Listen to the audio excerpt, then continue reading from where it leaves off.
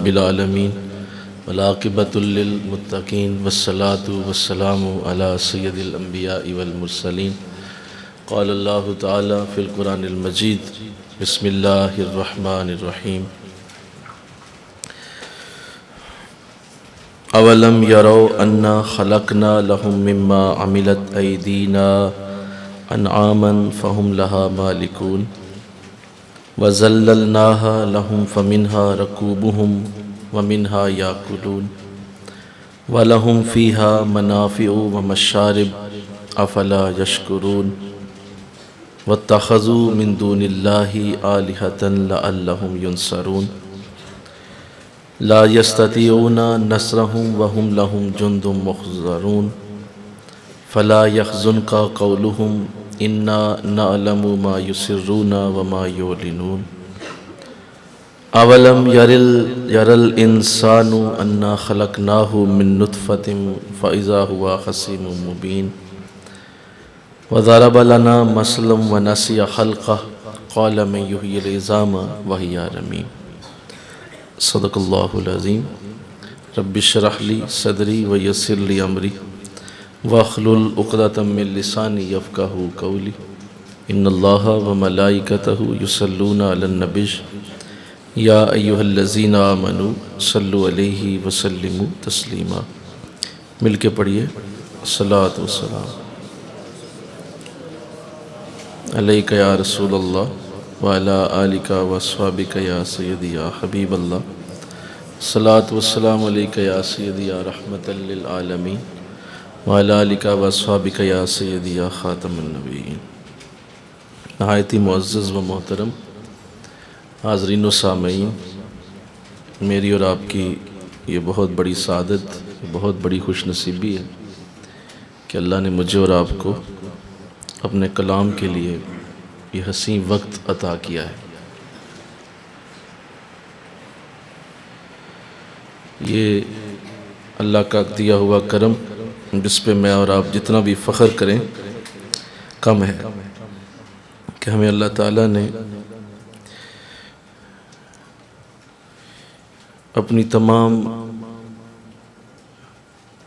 گناہ کاریوں کے باوجود اور اپنی تمام کوتاہیوں کے باوجود، سستیوں کے باوجود ہم پہ اپنے کلام کی یہ برکت اتاری ہے، اور اس پہ ہم اس کے شکر گزار ہیں کہ اس کلام کو پڑھنے کی حسرت بہت سارے نبی اپنے دل میں لے کے چلے گئے۔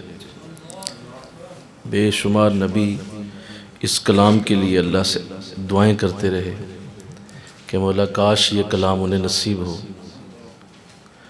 لیکن اللہ کی بارگاہ سے یہ جواب آتا رہا کہ نہیں، یہ صرف میرے محبوب کے لیے ہے۔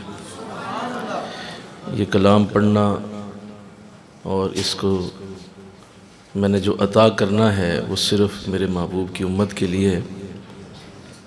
بلکہ بعض نبیوں نے تو یہاں تک بھی اللہ سے دعا کی ہے کہ اللہ ہمیں اس کی زیارت ہی کرا دے۔ پڑھنا تو دور کی بات ہے، کاش ہم قرآن دیکھ ہی لیں۔ تو ان کے دور میں نہ یہ اترا نہ اترنا تھا، تو یہ مجھے اور آپ کو نصیب ہوا جو اللہ نے قرآن کو دیکھنے کی توفیق دی ہے، اس کلام کو پڑھنے کی توفیق دی ہے، اور جہاں تک ہو سکتا ہے اس کو سمجھنے کی سعادت نصیب ہوتی ہے۔ سورہ یاسین کے مبارک کلمات اپنے آخری دروس میں ہیں، انشاءاللہ کل سورہ یاسین مکمل ہو جائے گی۔ اس پہ ہم سجدہ شکر بجا لاتے ہیں کہ اس اعلیٰ کلام کا بھی جو سب سے حسین وقت اور سب سے حسین حصہ ہے وہ ہمیں نصیب ہوا، اور سورہ یاسین قرآن کا دل ہے۔ آقا علیہ السلام نے فرمایا کہ میرا جی چاہتا ہے کہ میرے ہر امتی کے دل میں سورہ یاسین ہو، تو چونکہ یہ قرآن کا دل ہے تو حضور نے بھی یہی چاہا کہ میرے بھی ہر امتی کے دل میں یہ ہو۔ تو ہم نے کوشش کی ہے اپنی طرف سے، ایک عاجزانہ کوشش کی ہے کہ جہاں تک ہو سکے اس کے معنی، مفہوم، اس کے اندر جو اللہ نے اپنی محبت اور پیار کے خزانے لٹائے ہیں وہ پیش کیے جائیں۔ باقی انسان کوشش ہی کر سکتا ہے، اور ہمارے ذمے پہ صرف کوشش ہی ہے جو رزلٹ ہے وہ اللہ کا اپنا ہے، وہ کب دیتا ہے، کس طرح دیتا ہے، یہ ہماری اور آپ کی ہیڈک نہیں ہے، ہمارا یہ سر درد نہیں کہ ہم یہ سوچتے رہیں کہ اس کا ثواب کتنا ہوا ہے، یہ اللہ اور اس کا رسول جانے۔ لیکن ہم کوشش کرنے کی حد تک تھے، وہ ہم نے کی ہے، اور اللہ پوچھے گا بھی صرف اتنا کہ تم نے کتنی کوشش کی تھی۔ تو آپ سب حضرات مبارکباد کے مستحق ہیں جنہوں نے پہلے درس سے لے کر ابھی آخری دروس تک سورہ یاسین کو پڑھنے کی سعادت حاصل کی ہے، سمجھنے کی کوشش کی ہے۔ اللہ آپ سب کے علم میں اور برکت عطا فرمائے گا انشاءاللہ۔ اور قرآن خود سے استاد ہے، یہ خود بھی ایک کامل ترین استاد کی طرح ہے، یہ اپنے پڑھنے والے کو خود بھی سکھا دیتا ہے۔ آپ تو سیکھتے ہی ہیں کسی سکھانے والے سے، قرآن خود بھی بہت بڑا استاد۔ تو انشاءاللہ آئندہ دنوں میں آپ کو قرآن اور برکتیں عطا فرمائے گا انشاءاللہ۔ آئیے آیت نمبر 71 آپ کے پاس نوٹس ہیں، آیت نمبر 71 سے ہماری آج گفتگو شروع ہوگی۔ ارشاد فرمایا اللہ تعالیٰ نے، بسم اللہ الرحمن الرحیم، اولم یروا انا خلقنا لهم مما عملت ایدینا انعاما فہم لہا مالکون، کیا یہ لوگ نہیں دیکھتے کہ ہم نے ان کے لیے ان مخلوق میں سے ہی مویشی پیدا کیے ہیں اور انہیں ہم نے اپنے ہاتھوں سے بنایا ہے، اور اب یہ خود ان کے مالک بنے ہوئے ہیں۔ وَذَلَّلْنَا اللَّهَ لَهُمْ فَمِنْهَا رَكُوبُهُمْ وَمِنْهَا يَأْكُلُونَ، اور ہم نے انہیں تمہارا تابعدار بنا دیا ہے، پس اس میں سے بعض ایسے جانور ہیں جن پہ تم سواری کرتے ہو، اور بعض ایسے ہیں جن کا تم گوشت کھاتے ہو۔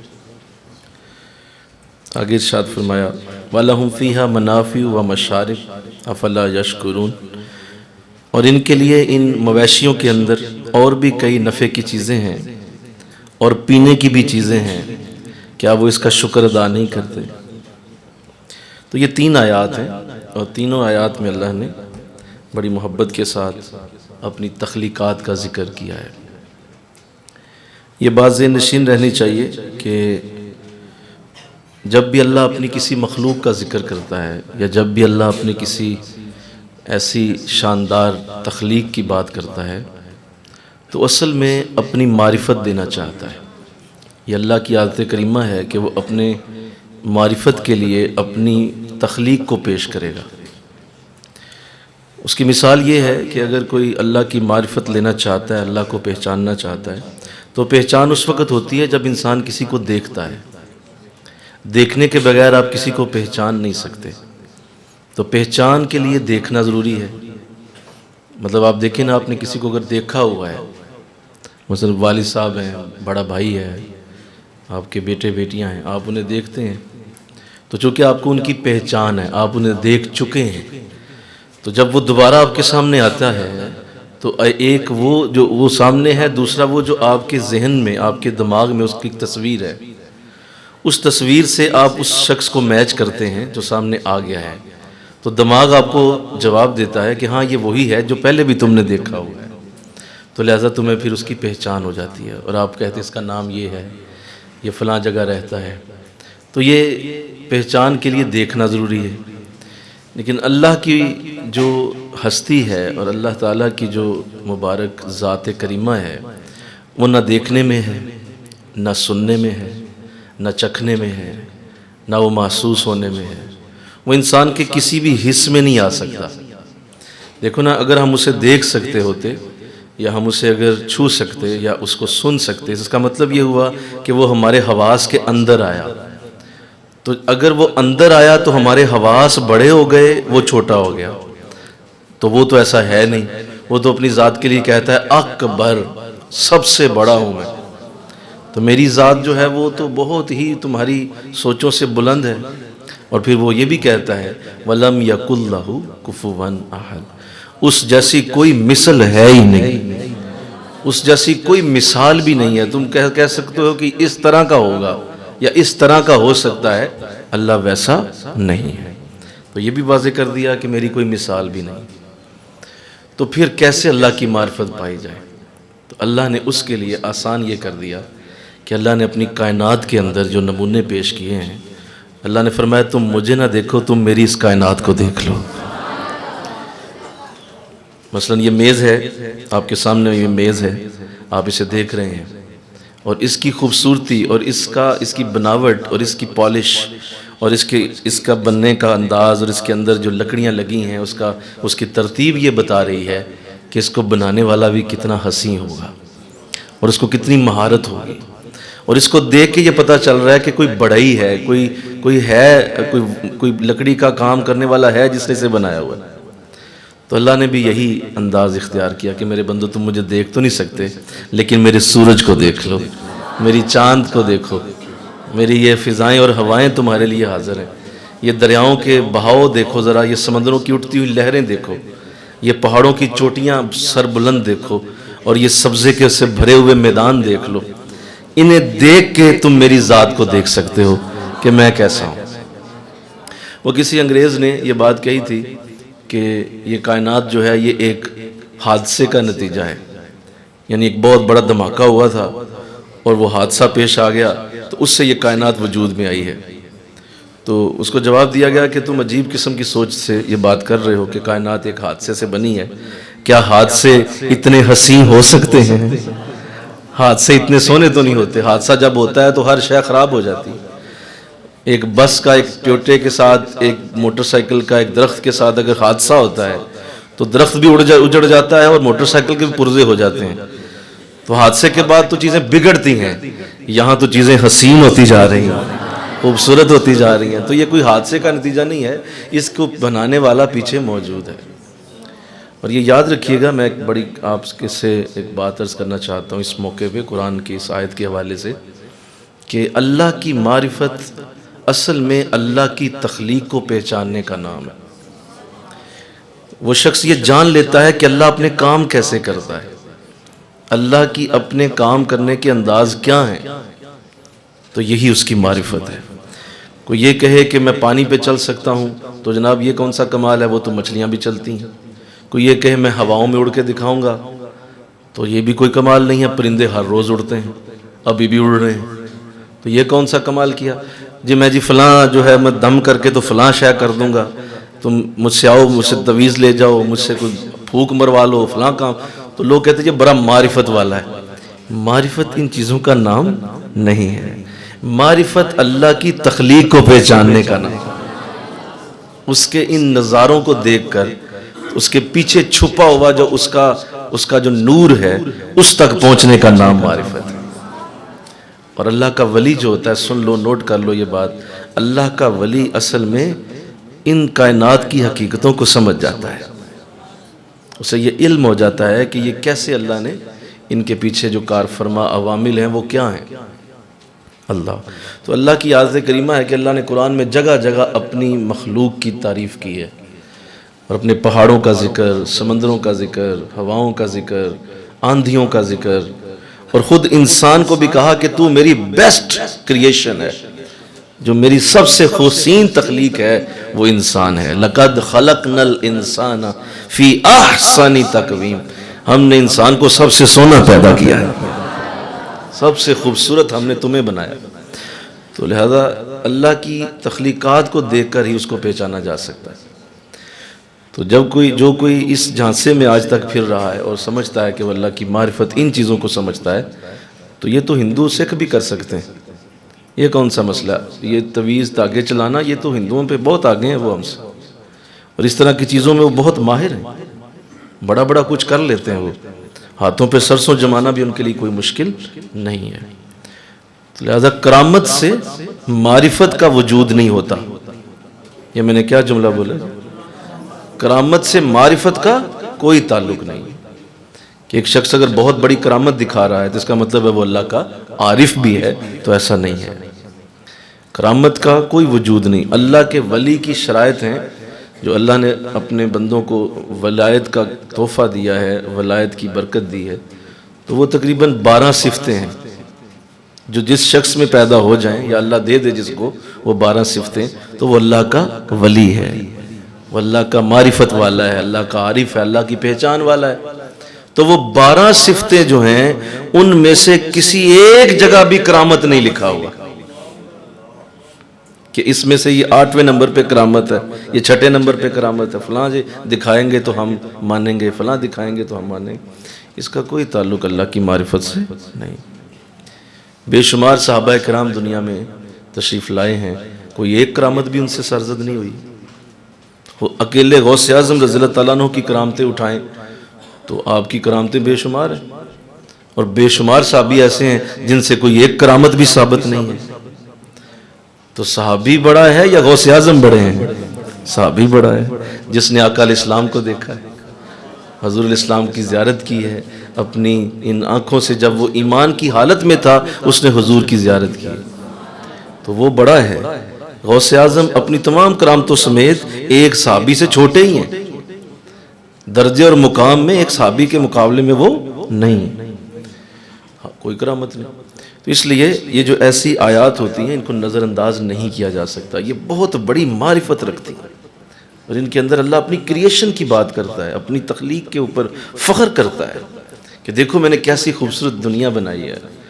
اور ایک انسان جب اپنی ہی بنائی ہوئی چیز کو جب دیکھتا ہے، آپ خود دیکھیں جو چیز آپ اپنے ہاتھوں سے بناتے ہیں اسے کتنی محبت کرتے ہیں آپ کہ یہ میں نے خود بنائی ہے جناب، اور اس کی تعریف کرتے ہیں، اس کو آپ پیش کرتے ہیں جگہ جگہ، یہ میرا اپنا شاہکار ہے۔ تو اللہ بھی اپنی ان قدرتوں کے مظاہروں سے بڑا پیار کرتا ہے، اور اللہ کو وہ بڑے بڑے پیارے ہیں، لہٰذا اللہ ان کی خود سے ذکر کر کے تو بندوں کی توجہ اس طرف لے کے جاتا ہے کہ تم دھیان کرو میری ان چیزوں کی طرف۔ اللہ اکبر۔ وہ ایڈیسن تھا نا، تو اس نے بجلی ایجاد کی، تو بازار سے گزر رہا تھا، تو جن دنوں میں نئی بجلی بنی، بلب بنا، تو وہ گزرتے ہوئے بازار سے، تو وہ لالٹینیں بیچنے والا بھی کوئی شخص تھا، تو وہ دوسرے شخص سے بات کر رہا تھا کہ ہمارا تو اس نے جو ہے وہ پٹھا بٹھا دیا ہے، اس بدبخت نے جب سے بلب ایجاد کر گیا ہے، ہماری لالٹینیں جو ہیں وہ کوئی خریدنے کے لیے تیار ہی نہیں ہے، کیونکہ لوگ بلب لے لیتے ہیں، تو اس نے تو ہمارا کاروبار بند کر دیا ہے۔ تو اس نے نا انہی لفظوں کے دوران ہی نا بلب کو گالی دے دی، تو یہ گزرتے ہوئے سن رہا تھا، اس نے سن لی، بس اسے برداشت نہ ہوا، اس نے پکڑ کے اسے مارنا شروع کر دیا۔ زبردست لڑائی ہو گئی، لوگ اکٹھے ہو گئے، اس نے اتنی دیر میں کافی اس کو مار چکا تھا، یہ پیٹ چکا تھا۔ لوگ اکٹھے ہوئے، کہا، پہچان لیا ایک دو بندے نے کہ آپ تو ایڈیسن ہیں، آپ تو بڑے سمجھدار آدمی ہیں، اور آپ کیوں لڑ رہے تھے، اور کیوں وجہ کیا ہوگی کہ آپ اتنا زیادہ مار رہے ہیں اس کو؟ تو اس نے جواب دیا کہ میں سب کچھ برداشت کر سکتا ہوں، لیکن اپنی تخلیق کے اوپر گالی برداشت نہیں کر سکتا۔ میں نے بڑی محنت کر کے میں نے بلب بنایا، اس نے میرے بلب کو کیوں گالی دی؟ تو دیکھو ایک انسان اپنی ایک چھوٹی سی چیز سے اتنی محبت کرے تو اللہ کو اپنی ان چیزوں سے کتنا پیار ہوگا جو اس نے بنائی ہوئی، اور اس سے بھی بڑی چیز جو اللہ کا سب سے بڑا شاہکار ہے جسے حضرت انسان کہتے ہیں، وہ اللہ کو کتنا پیارا ہوگا۔ اسی لیے آقا علیہ السلام نے فرمایا، اے کعبے تو بڑا ہی عزت والا ہے، لیکن ایک مسلمان کا دل تجھ سے بھی زیادہ عزت والا ہے، ایک مسلمان کا دل تجھ سے زیادہ عزت دار ہے، اس لیے کہ وہ اللہ نے بنایا، محبت سے بنایا۔ تو یہاں کتنی پیاری بات کی، دیکھیے اللہ نے کہا کہ ہم نے تمہارے لیے اپنے ہاتھوں سے یہ مویشی بنائے، یہ جانور، یہ گائے، یہ بھینس، یہ جتنے تم استعمال کرتے ہو تو جو تمہارے لیے ہم نے بنائے ہیں، یہ اونٹ ہے، اور اونٹ کا تو خصوصی ذکر کیا نا قرآن میں، افلا ینظرون، تم دیکھتے کیوں نہیں، الی الابل، میرے اونٹ کی طرف، کیف خلقت، ہم نے کیسا خوبصورت پیدا کیا اس، خصوصی طور پہ اونٹ کا نام لیا، تو بڑا خاص ذکر کیا اونٹ کا۔ اسی طرح جو ہے وہ گائے کا ذکر، اس کے لیے تو پوری سورت کا نام ہی بقرہ رکھ دیا، مل کے کہو سبحان اللہ۔ گائے کے اوپر پوری سورت کا نام، سب سے بڑی سورت بھی یہی۔ آقا اسلام نے اسے قرآن پاک کا کوہان کہا کہ یہ قرآن کی چوٹی ہے، سورہ بقرہ، تو کیا ہے گائے، تو اللہ کو کتنا پیار ہوگا گائے سے کہ قیامت تک کے لیے کہا بس میرا قرآن شروع ہوا ہے، سورہ فاتحہ پڑھو اور گائے کا نام لو، کیا اعلیٰ بات۔ اسی طرح دیگر بھی جتنے بھی اس نے مویشی پیدا کیے ہمارے لیے، ان کا ذکر قرآن نے کیا ہوا ہے، خاص طور پہ اونٹ کا ذکر کیا۔ تو چونکہ ہم لوگ تو خیر ایسے ہیں نہیں نا کہ ہم اس پہ غور کریں، اور جیسے میں نے کل بھی یہ بات کی تھی کہ یہ سارا غور کرنا جو ہے، یہ سارا جو ہے یورپ کے اور مغربی جتنے سائنسدان ہیں یہ وہ کرتے رہتے ہیں، ہم تو صرف ثواب کے لیے پڑھتے ہیں، ہمیں تو علم ہی نہیں کہ قرآن کیا کہہ رہا ہے، قرآن نے کس طرف توجہ دلا دی، تو یہ سارا کام وہ کر رہے ہیں۔ ابھی بھی دیکھو مطلب کرونا کا اتنا بڑا یہ مطلب اتنی سخت تکلیف دنیا کو آئی کرونے کی، مسلمان سارے دعائیں کر رہے ہیں کہ کوئی کافر اس کی ویکسین ہی بنا لے، ہم دعائیں کر رہے ہیں، بس ہم دعاؤں پہ لگے ہوئے ہیں کہ ویکسین کافر بنائے، کوئی ہم نہ بنائیں، ہم نہ کوئی کام، ہم ثواب لیں بس قرآن پڑھ کے، ہم بس ایک دوسرے سے یہ کہیں تم جنتی ہو، یہ بھی جنتی ہے، وہ بھی جنتی ہے، ہم سب جنتی ہیں، ویکسین وہ نہیں ہم نے بنانی، وہ کافر بنائیں گے، ہم اس کے انتظار میں بیٹھے ہوئے ہیں کہ کب یہ ویکسین بنائیں گے جناب۔ ہم عمرے کریں، ہم حج کریں، ہم طواف کریں، تو یہ مسلمانی نہیں ہے جو تم نے سمجھ لی ہے، یہ وہ نہیں ہے۔ اب قرآن یہاں واضح کر رہا تھا کہ تم میرے اونٹ کو دیکھو، افلا ینظرون، تم کیوں نہیں دیکھتے؟ مل کے کہو نا سبحان اللہ، افلا، ارے کیوں نہیں دیکھتے؟ کوئی مطلب تیری آنکھیں نہیں ہیں؟ مطلب تو اونٹ کیا کوئی تجھے اویلیبل نہیں ہے؟ اونٹ کیا دستیاب نہیں ہے؟ افلا، تم کیوں نہیں دیکھتے؟ الی الابل، اونٹ کی طرف، کیف خلقت، ہم نے کیسا حسین پیدا کیا اس آیت پہ آت کے نا انسان کا ذہن اور سوچ جو ہے وہ اس طرح اللہ نے کیپچر کر لی ہے کہ اگلی آیت پہ جانے سے پہلے اونٹ ڈھونڈ لو، کہیں کو کھولو اونٹ کو، دیکھو کیسا ہے وہ، کیا بات ہو رہی ہے۔ اور قاری صاحب پڑھا رہے ہیں مسجد کے اندر ایک بچے کو، تو وہ یہ بھی پڑھاتے ہیں اسے، ظاہر ہے افلا ینظرون الی الابل کیف خلقت، تو وہ بچہ پوچھ بیٹھتا ہے کہ قاری صاحب یہ اللہ کہہ رہا ہے اونٹ دیکھنا ہے، تو قاری صاحب ڈانٹ دیتے ہیں کہ نہیں یہ چھوڑو، اونٹ دیکھنا ہے، تم پڑھو آگے۔ او بھائی اس کو بتاؤ تو صحیح اونٹ کے اندر کیا چیزیں ہیں، کیوں اللہ نے اس کا خصوصی ذکر کیا، اور کیا اس کے اندر خوبیاں ہیں۔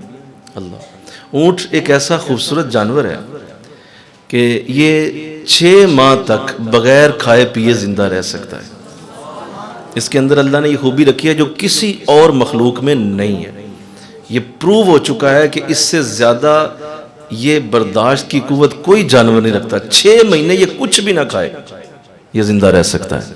اس کی وجہ کیا ہے کہ یہ صحرا میں رہتا ہے، اور صحرا میں پودے درخت کہاں ہوتے ہیں، پانی بھی کوئی نہیں ہوتا، تو اللہ نے اس کے اندر اس کے پیٹ میں ایک تھیلی پیدا کی ہے، اس میں یہ پانی سٹور کر سکتا ہے، لہذا وہ پانی پھر یہ استعمال کرتا رہتا ہے اور اسی پانی پہ زندہ رہتا ہے۔ پاؤں کو چپٹا بنایا ہے، اس طرح کا پاؤں بنایا کہ ریت کے اندر دھنستا نہیں ہے، جب یہ ریت پہ بھاگتا ہے تو گھوڑا بھی پیچھے چھوڑ جائے گا، گھوڑا پیچھے رہ جائے گا، اونٹ آگے نکل جائے گا۔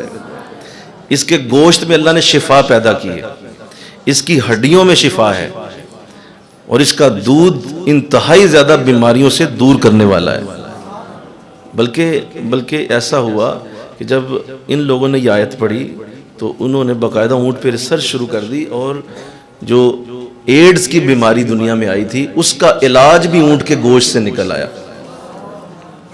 تو ایڈز کی بیماری کا علاج انہوں نے اونٹ کی چربی سے لیا تھا۔ ہم ثواب کے لیے پڑھ رہے ہیں، ہمیں ثواب ہو رہا ہے۔ اور دوسری بات یہ ہے کہ یہ جو اونٹ کا ذکر ہے یہ اصل میں یہ جانوروں کا ذکر ابھی آپ پڑھ رہے ہیں، آیت اللہ فرما رہا ہے میں نے مویشی پیدا کیے تمہارے لیے، یہ سارے کی سارا جو ہے اسے زوالوجی کہتے ہیں۔ اس علم کا نام بولو کیا ہے سارے؟ زوالوجی۔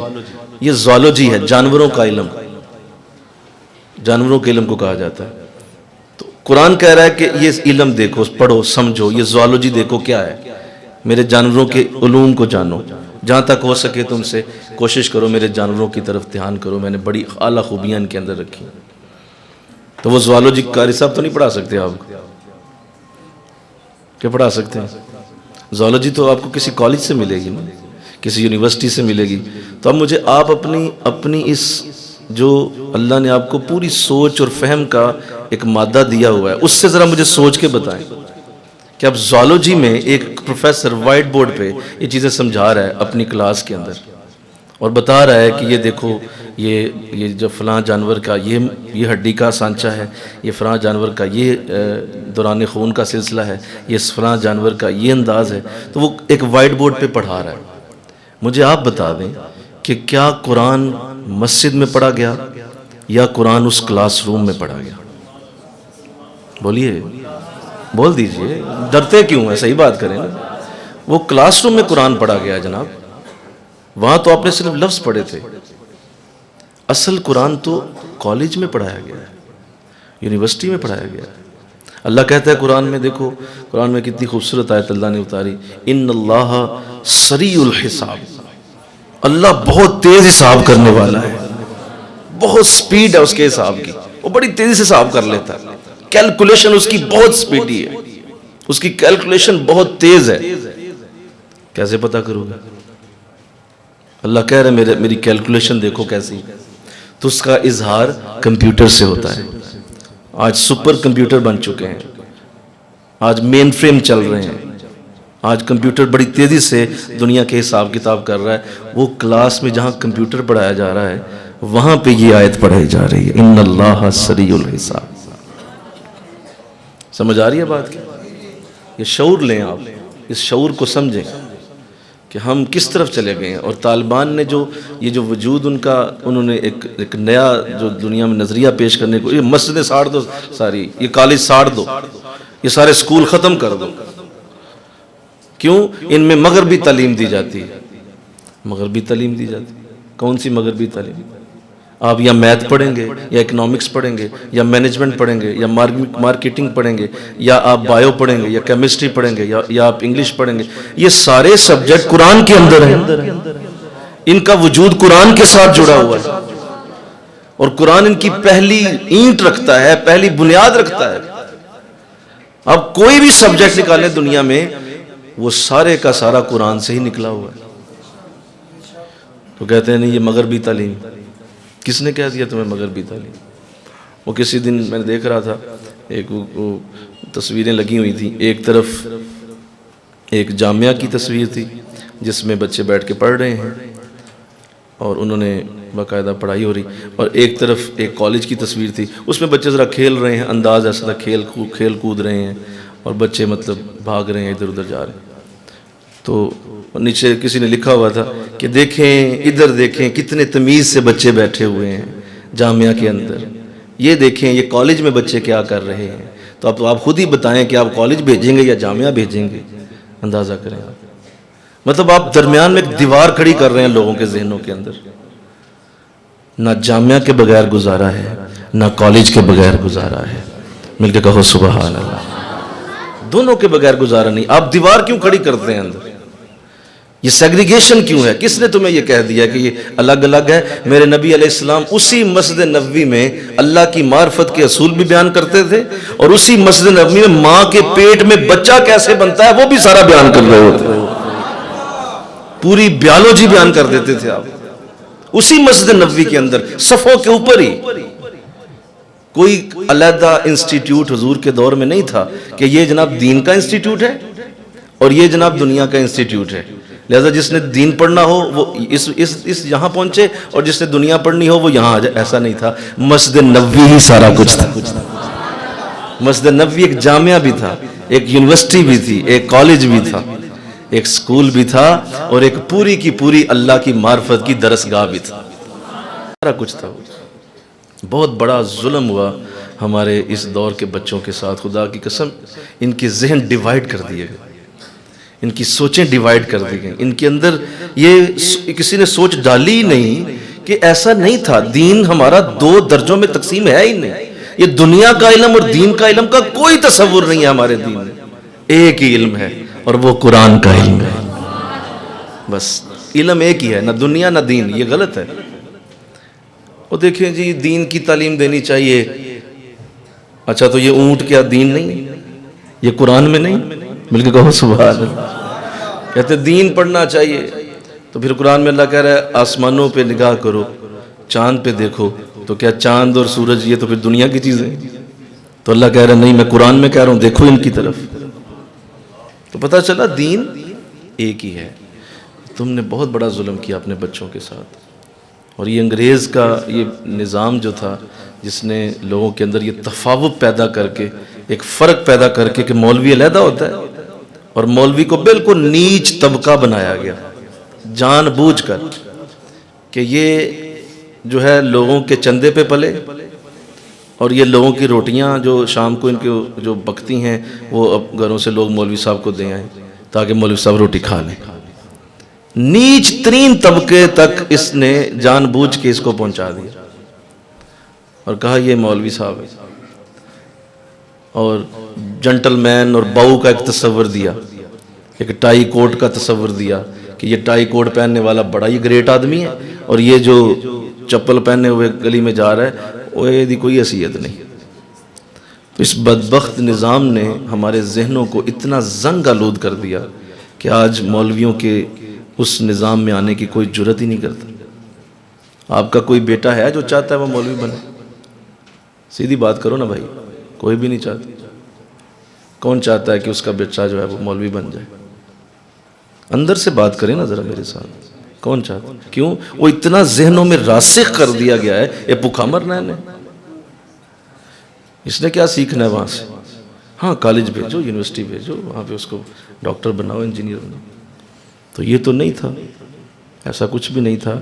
یہ ہمارے ساتھ اس نظام نے جو حال کر دیا, اس نے ہمارے معاشرے کو دو حصوں میں تقسیم کر کے رکھا. کالج والے وہ جامعات کو گالیاں دیتے ہیں, اور یہ کیا دقیہ نوز پنجاب جو ہے پیچھے رہنے والے لوگ, اور یہ سارے جو ہے وہ ہم تو انہیں جو ہے وہ اپنا کمی کمین بھی نہیں سمجھتے. اور ادھر جو جامعہ والے ہیں وہ انہیں گالیاں دے رہے ہوتے ہیں, اور یہ کیا سارے دنیا دار, سارے گناہ گار, دوزخی, دیکھو کتنے برے کام کر رہے ہیں. ہم نیک لوگ, ہم جامعہ میں پڑھنے والے لوگ, دونوں ایک دوسرے کے دشمن بنا دیے بدبخت اس نظام نے. حالانکہ ایسا نہیں تھا. ہمارا نظام عین قرآن کے اوپر دین اور دنیا دونوں کی برکتیں لیے ہوئے, دونوں کی برکتیں لیے.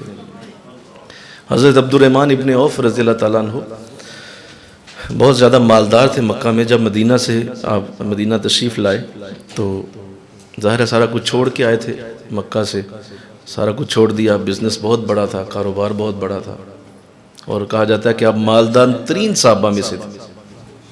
اور حضرت عثمان غنی رضی اللہ تعالیٰ عنہ کا ذکر خیر تو بہت زیادہ ہے, لیکن حضرت عبد الرحمن ابن عوف کا بھی ذکر خیر اس حوالے سے بہت بڑا ہے کہ آپ مالدار تھے. تو جب مدینہ شریف آئے تو کچھ بھی نہ تھا, ہر چیز چھوڑ آئے. تو جب یہاں آئے تو حضور اسلام نے جب مواخات قائم کی اور ایک انصار کو ایک مہاجر کا بھائی بنایا, اور جب وہ بھائی بن گئے تو آپ کو بھی ایک انصار کا بھائی بنا دیا گیا. تو وہ انصار جو تھے وہ آ کے ملے, انہوں نے کہا حضرت حاضر ہوں میں, میری جو گھر کی جو اس وقت حالت ہے وہ یہ ہے کہ دو حصے ہیں, ایک آپ لے لیں, ایک میں رہوں گا. میرے باغ ہیں, کچھ باغ آپ لے لیں, کچھ میں رکھوں گا. تو حضور آدھا آدھا کر لیتے ہیں سارا کچھ. تو آپ نے فرمایا نہیں, مجھے تم صرف یہ بتاؤ کہ بازار کدھر سے آئے گا, مجھے بازار کا رستہ بتاؤ. تو اس نے کہا حضور بازار ابھی جا کے کیا کریں؟ کہا وہ مجھ پہ چھوڑ دو, تو مجھے یہ بتاؤ بازار کدھر کو ہے. پیسے کمانا میں خوب جانتا ہوں, مل کے کہو سبحان اللہ, مجھے پتہ ہے پیسے کیسے کمائے جاتے ہیں. اللہ. تو کچھ ہی عرصہ گزرا تو حضرت عبد الرحمن ابن عوف وہاں بھی مدینہ میں بھی امیروں میں صاف شامل ہو گئے اور امیر ہو گئے. تو صحابہ چند آئے آپ کے پاس, انہوں نے کہا حضرت عجیب بات ہے, کچھ ہی دنوں میں امیر ہو گئے آپ, مال اتنا آ گیا, ابھی مکہ سے بھی آپ آئے تھے, تو حضرت یہ کیسے ہو گیا؟ تو آپ نے بڑی خوبصورت بات کی. آپ نے فرمایا مجھے نبی نے مجھے دونوں طریقے سکھائے, اللہ کو کیسے راضی کرنا ہے وہ بھی سکھایا ہے, اور دنیا کیسے کمانی ہے وہ بھی سکھایا ہوا ہے. تو یہ کوئی کہانی نہیں کہ جو لوگوں نے بنا لی. تو میں نے آپ کا ایک تصور ٹھیک کرنے کی کوشش کی ہے, اللہ سمجھنے کی توفیق دے. آگے ارشاد فرمایا وَذَلَّلْنَاهُمْ لَهُمْ فَمِنْهَا رَكُوبُهُمْ وَمِنْهَا يَأْكُلُونَ. کتنا یہ خوبصورت انداز ہے اللہ کا. ایک تو کہا کہ ہم نے اپنے ہاتھوں سے مویشی بنائے ہیں, اور پھر اب تم ان کے مالک بن گئے ہو. مطلب ہے یہ میری شے, مالک تم ہو. کہتے ہو میرا گھوڑا ہے, آہا مل کے کہو سبحان. کہتے ہو میرا اونٹ ہے, کہتے ہو یہ بکرا میں نے خریدا ہے, کہتے ہو یہ مینڈا میرا ہے, یہ اونٹ میں نے لیا. کہا یہ تیرا نہیں ہے, یہ اصل میں نے بنایا ہوا ہے, تم ان کے مالک کیسے بن گئے؟ اور آگے کہا ہم نے انہیں تابعدار بنا دیا تمہارا. آہا مل کے کہو سبحان. ایک دیو قامت ہاتھی جو ٹنوں منوں وزن رکھتا ہے, اس کے آگے ایک انسان جو ہے اس کو ایک رسی ڈال کر, چھوٹی سی رسی اس کے گلے میں ڈال کر اس کو لے کے چلتا ہے, تو ہاتھی کی مجال ہے کہ آگے سے نہ کرے, وہ اس کے پیچھے پیچھے چل پڑتا ہے. تو کیسا تابعدار بنا دیا. اونٹوں کو تابع دار کر دیا، جانوروں کو تابع دار کر دیا، اپنے مالک کے آگے یوں سر جھکا دیتے ہیں کہ یہ میرا مالک ہے۔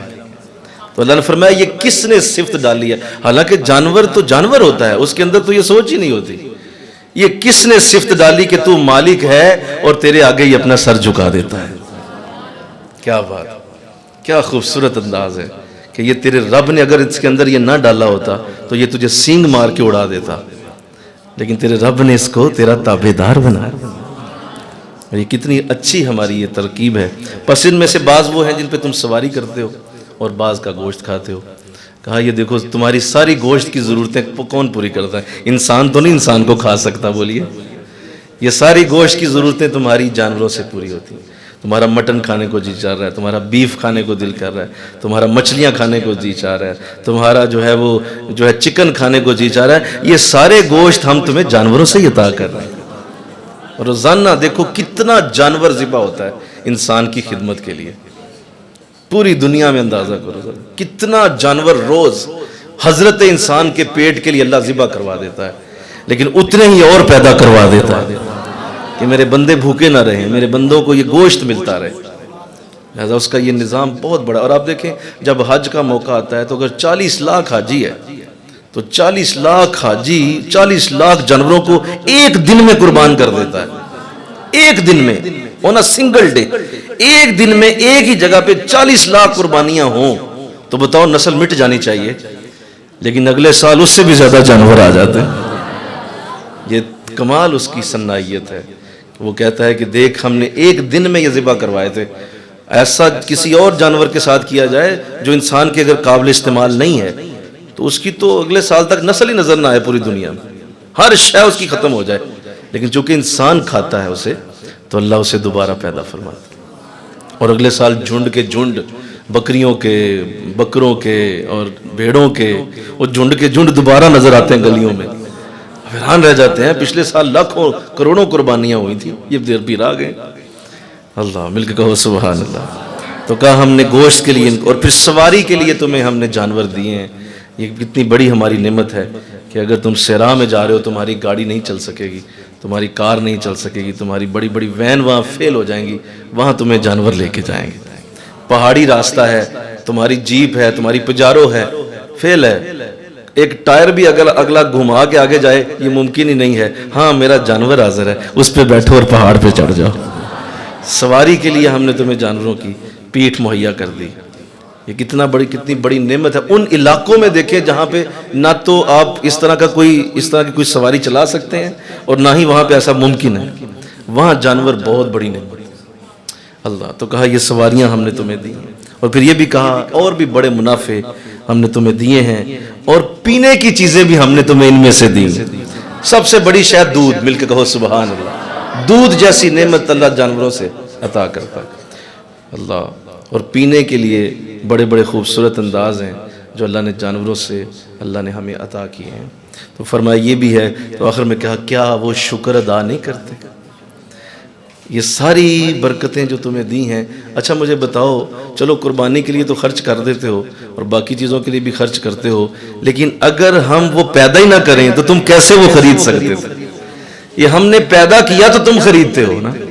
تو کہا یہ شکر کا وقت ہے کہ ہم نے تجھے اتنے اعلیٰ یہ خادم دیے ہیں، نوکر دیے ہیں، جو تمہارے نوکر بن کے تمہارے ساتھ چلتے ہیں، تمہارا بوجھ بھی اٹھاتے ہیں، اور کئی جو لوگ سواری کے لیے استعمال کرتے ہیں ساتھ ساتھ اپنا بوجھ بھی رکھ لیتے ہیں، تو جانور پھر بھی انکار نہیں کرتا، جانور اس کے آگے چلتا ہے۔ اللہ آقا علیہ السلام کو بھی اللہ نے اونٹنی دی جس کا نام قصوہ تھا، رسول اسلام اس پہ سواری فرمایا کرتے تھے، اور یہی وہ اونٹنی تھی جس پہ سوار ہو کے آپ مدینہ شریف میں داخل ہوئے تھے۔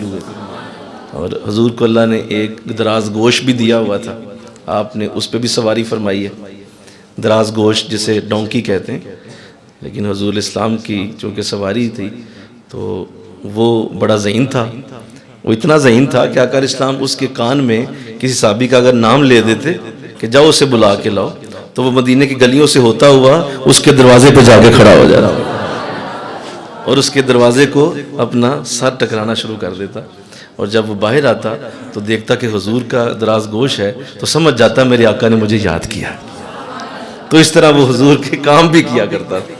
آقا اسلام سواری بھی کرتے تھے اس پہ اور وہ حضور کے کام بھی کرتا تھا۔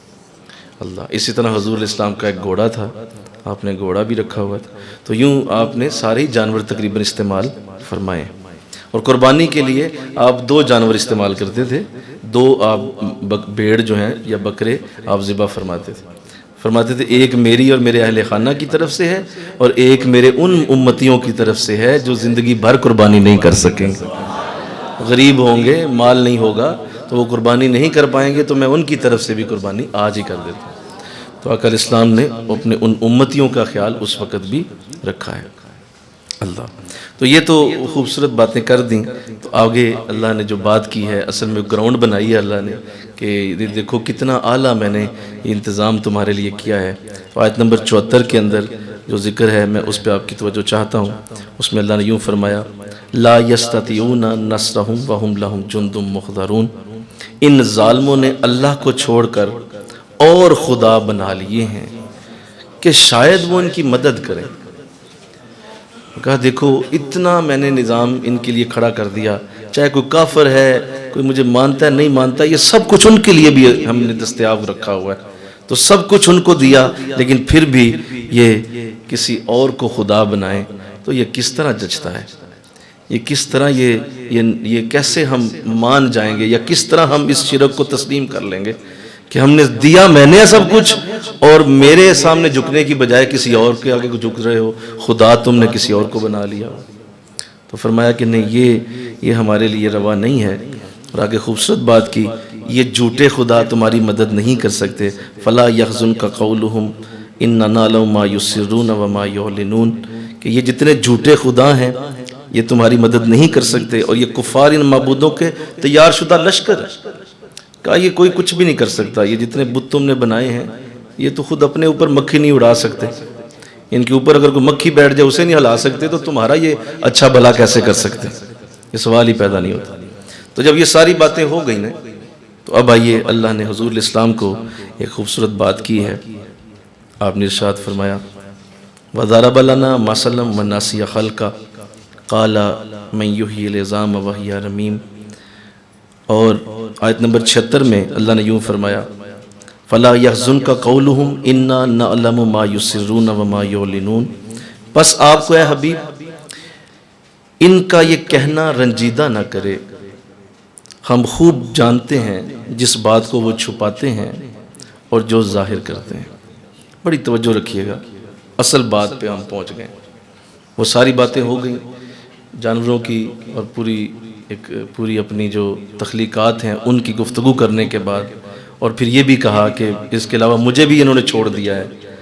تو جب یہ ساری باتیں کر دیں تو ظاہر ہے یہ سارے مل کر جب حضور اسلام کے سامنے بیٹھتے تھے تو یہی باتیں کرتے تھے اور کہتے تھے ہم نہیں مانتے، یہ ہم مانیں گے نہیں، کسی صورت نہیں مانیں گے، اور آپ جتنا مرضی زور لگا لیں ہم نہیں مانیں گے کہ یہ نظام کسی نے پیدا کیا ہوا ہے، یہ خود ہی بنا ہوا ہے اور ایک دن ختم ہو جائے گا۔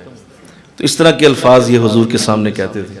تو دیکھو اللہ کو اپنے نبی کے دل کا کتنا خیال ہے، کس قدر اللہ اپنے نبی کی دل پذیری کرتا ہے، دل جوئی کرتا ہے کہ اے نبی یہ جو تمہیں یہ باتیں کر رہے ہیں آپ پریشان نہ ہوں، یہ سن کر آپ رنجیدہ نہ ہوں، آپ اپنے اوپر کوئی غم نہ لائیں، یہ مجھے کہہ رہے ہیں، آہا آپ کو تو کچھ نہیں کہتے، آہا مل کے کہو سبحان اللہ، یہ مجھے میری ذات کے اوپر کہہ رہے ہیں، یہ باتیں ہو رہی ہیں مجھے باتیں ہو رہی ہیں، آپ کو تو کچھ نہیں کہہ رہے، آپ تو ان کے لیے آج بھی سچے ہیں، امین ہیں، صادق ہیں، آپ تو بہت اعلیٰ ہستی ہیں ان کے لیے، یہ مجھے کہتے ہیں۔ تو نبی آپ رنجیدہ نہ ہوا کریں، یہ پریشانی جو آپ کے چہرے پہ آتی ہے ہمیں یہ منظور نہیں ہے، ہمیں یہ اچھی نہیں لگتی کہ آپ ہماری خاطر کیوں رنجیدہ ہوتے ہیں۔ اللہ تو لہذا ایک بہت بڑا اصول اللہ نے یہاں دیا جی، دھیان کیجئے گا کہ آپ کی خوشی اور آپ کا غم یہ کسی اور انسان کے ساتھ اس کا تعلق نہیں ہونا چاہیے، کسی شخص کے ساتھ اپنی خوشیوں کو نہ جوڑیں، یہ بہت بڑا اصول ہے کہ وہ آئے گا تو آپ خوش ہوں گے، وہ ملے گا تو آپ خوش ہوں گے، وہ بیٹھے گا تو آپ خوش ہوں گے، یعنی وہ آپ کی زندگی میں ایسی جگہ پہ آ گیا ہے کہ اب اگر وہ نہیں نہ مل رہا تو اب آپ پریشان ہو گئے، نہیں، کسی انسان کے ساتھ اپنی خوشیوں کو نہ جوڑیں، اس لیے کہ انسان کبھی بھی کسی کی توقع پوری نہیں کر سکے۔ آپ جس سے بھی توقع لگائیں گے وہ توقع توڑے گا آپ کی، چاہے وہ باپ ہے، وہ ماں ہے، وہ بھائی ہے، وہ بہن ہے، وہ شوہر ہے، وہ بیوی ہے، وہ بچے ہیں، کوئی بھی شخص آپ کی توقع پوری نہیں کرے گا۔ تو جب انسان توقع پوری کر ہی نہیں سکتے تو کیوں ان کے ساتھ تم نے توقع لگائی؟ یہ بہت بڑا اصول ہے۔ خوش رہنے کا اس سے خوبصورت فارمولا کوئی نہیں، اور آپ اس کو کسی بھی جگہ ٹیسٹ کر لیں، آپ کی ازدواجی زندگی، گھریلو زندگی، آپ کی معاشی زندگی، آپ کی دوستوں کے ساتھ، عزیزوں کے ساتھ، آپ کے گھر کے اندر باہر جتنے بھی تعلقات ہیں ان پہ ذرا یہ آیت لگا کے دیکھیں، آپ کو جینے کا سلیقہ آ جائے گا۔ کسی بھی شخص سے اپنا تعلق اس طرح نہ بنائیں کہ آپ کو وہ رنجیدہ کر دے، نہ بنائیں۔ تعلق اتنا رکھیں کہ اگر وہ نہ بھی آئے تو آپ کو فرق نہ پڑے، اگر وہ بیٹھا ہوا ہے تو اچھی بات ہے، نہیں بیٹھا ہوا تو ٹھیک ہے، اس لیے کہ آپ نے اپنی خوشی اور غم کا تعلق اللہ سے جوڑا ہوا ہے، اللہ کے ساتھ تعلق ہے۔ اگر اللہ ناراض ہے تو تمہیں غمگین ہونا چاہیے، اگر اللہ سے تمہارا تعلق خراب ہے تو تمہیں دکھ ہونا چاہیے، نبی علیہ السلام سے تعلق خراب ہو گیا ہے تو دکھ ہونا چاہیے۔ ان دونوں سے تعلق تمہیں خوشی اور دکھ دے سکتا ہے، لیکن دنیا کے ساتھ نہ ایسا ہو۔ جو لوگ اس اصول کو نہیں سمجھتے وہ ہر روز ٹوٹتے ہیں، ہر روز ان کا نفس اندر سے کٹتا ہے، کیونکہ کوئی نہ کوئی تو ان کی امید توڑتا ہے۔ بولو، آپ نے جو سوچا تھا جس کے لیے وہ ویسے نہیں چلتا ہے، جب نہیں چلتا تو آپ کے اندر ایک دھماکہ ہوتا ہے، یہ کیا ہو گیا، میں تو کچھ سوچا تھا، میں نے تو کچھ اور ذہن میں رکھا ہوا تھا، میرے تو ذہن میں کچھ اور چل رہا تھا، یہ شخص تو ویسا نکلا نہیں، میں دیکھو وہ بے وفا ہو گیا، دیکھو وہ بے وفائی کر گیا، دیکھو کیسے دنیا میں لوگ دھوکے باز ہوتے ہیں، کیسے دنیا میں لوگ فراڈ کرتے ہیں۔ ایسے الفاظ آپ کیوں سوچ رہے ہیں جناب؟ آپ نے کیوں اتنی توقع لگائی تھی اس کے ساتھ؟ آپ نے کیوں ایسا کیا؟ کیوں آپ نے اپنے بچوں کے اوپر اتنا ریلائے کر لیا، اپنے شوہر کے اوپر، اپنی بیوی کے اوپر، اپنے بھائی کے اوپر، کہ یہ چاند تارے توڑ کے لائے گا تمہارے لیے؟ ایسا نہ کبھی ہوگا نہ ہوتا ہے، نہ اللہ ایسے ہونے دیتا ہے۔ مین پرپوزز گاڈ ڈسپوزز، تم جو سوچتے ہو خدا اس کے الٹ چلے گا، لہذا ذہن بنا کے چلو کہ روزانہ ایک نیا دن تمہارے لیے ہوگا، اور تم کیوں اپنی توقعات کو لگا کے بیٹھے ہو؟ آج دیکھو جتنے گھروں میں مسائل ہیں اس کی وجہ یہ ہے، میں نے سوچا تھا یہ کرے گا، میں نے سوچا تھا یہ کرے گی، میں نے سوچا تھا میرا بچہ یوں بنے گا، میں نے تو یہ سوچا تھا۔ اچھا جناب، آپ اللہ سے کوئی کانٹریکٹ سائن کرا کے آئے ہوئے ہیں؟ آپ نے کوئی اللہ سے کوئی سٹامپ پیپر سائن کروایا ہوا ہے کہ ایسے ہی ہوگا جیسے میں نے سوچا تھا؟ تو ایسا تو اللہ نہیں ہونے دیتا۔ اللہ، یہی حضرت علی رضی اللہ تعالیٰ عنہ کی خوبصورت بات ہے کہ آپ سے کسی نے پوچھا کہ حضور آپ نے اللہ کی پہچان کیسے حاصل کیا؟ فرمایا کہ تم سمجھ لو گے اگر تو بتاتا ہوں۔ کہا ضرور سمجھوں گا، آپ بتائیے آپ نے کیسے معرفت خدا لی ہے؟ تو فرمایا میں نے اپنے ارادوں کے ٹوٹنے سے اللہ کو پہچان لیا۔ نہیں، تم لوگ سمجھے نہیں ہو بات، تمہیں نہیں سمجھ آئی۔ میں نے اپنے ارادوں کے ٹوٹنے سے اللہ کو پہچانا ہے۔ علی کوئی ارادہ کرے اور وہ نہ ہو، ہاں ہاں، یہ ہو کیسے سکتا ہے؟ علی کوئی پلاننگ کرے اور وہ نہ ہو، علی کوئی منصوبہ بنائے اور پورا نہ ہو، علی کوئی کام کا ارادہ کر لے اور وہ مکمل نہ ہو، یہ کیسے ہو سکتا ہے؟ جب علی کوئی ارادہ کرتا ہے اور آگے سے کچھ اور ہو جاتا ہے تو میں سمجھ جاتا ہوں یہ اللہ ہی ہو سکتا ہے جو علی سے بھی آگے بات پہنچا سکتا ہے۔ اپنی ذات پہ اعتماد دیکھیں کتنا ہے، اور اللہ کی ذات کا عرفان دیکھیں کس طرح، کہ میں نے اپنے ارادوں کے ٹوٹنے سے پہچانا ہے۔ یہ جو میری زندگی کے دن رات جو میں سوچتا ہوں اس کے الٹ چل رہے ہیں، اس کا مطلب کوئی ہے جو میرے ارادوں سے آگے بھی۔ تو جب انسان یہ سوچ لیتا ہے کہ اس کے ارادوں سے بڑی کوئی ذات ہے جو تمہاری زندگی کو، دیکھو جب تمہاری زندگی میں ہر چیز اچھل پچھل ہونا شروع ہو جائے نا، اور تمہاری زندگی میں ہر چیز اٹھاڑنے لگی جائے، اکھڑنے لگی جائے، ہر وقت اکھڑتی چیزیں نظر آئیں، تو سمجھ لیں کہ اب زندگی کو کوئی نئی فارمیٹ کے اندر بنانے لگا ہے۔ جب پرانے مکان کو نیا بنایا جاتا ہے نا تو اسی کے اوپر نہیں بناتے، اس کو ڈھا دیتے ہیں، اس کی جگہ نیا مکان بناتے ہیں۔